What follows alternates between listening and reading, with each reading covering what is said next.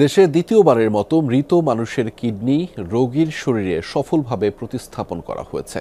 Bangabandhu Sheikh Mujib medical বিশ্ববিদ্যালয় বিএসএমএমইউতে মাসুম নামে মৃত এক ব্যক্তির শরীর থেকে 2টি কিডনি সংগ্রহ করেন চিকিৎসকরা। এরপর তা 2জন রোগীর শরীরে প্রতিস্থাপন করা হয়।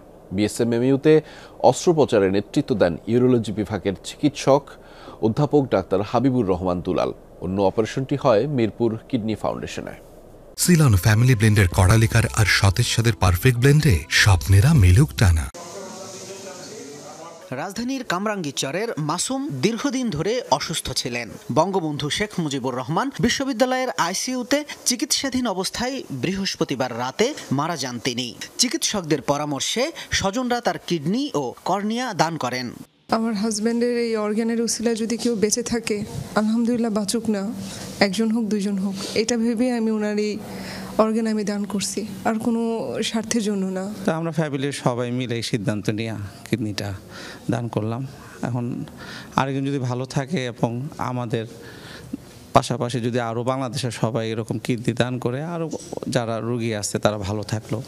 এরপরই অল্প সময়ের মধ্যে মাসুমের 2টি কিডনি সার্জারির মাধ্যমে বিশেষ প্রক্রিয়ায় অপসারণ করেন চিকিৎসকরা। একটি কিডনি প্রতিস্থাপন করা হয় মোহাম্মদপুরের বাসিন্দা তাহমিনা ইয়াসমিনের শরীরে।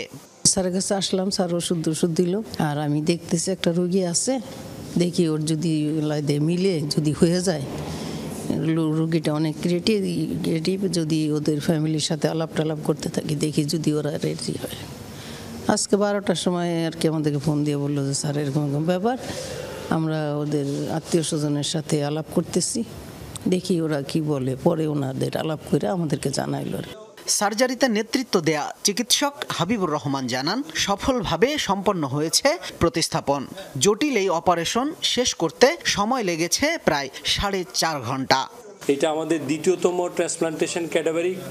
আমাদের এই ট্রান্সপ্লান্টেশনটা, এই ক্যাডাভারিক ট্রান্সপ্লান্টেশনের বিশাল বিশাল অঙ্গ আমাদের সাথে জড়িত। জাতির কাছে একটি আমাদের আবেদন, এই প্রচারটা, এই যে তানিয়া, এই যে শবনম সুলতানা, ওরা যে আদর্শ দেখিয়ে গেল, আমরা যাতে সবাই উদ্বুদ্ধ হয়ে হাজার হাজার অর্গান ফেলিউরের রোগী যারা মারা যাচ্ছে তাদের সাহায্যার্থে এগিয়ে আসবে।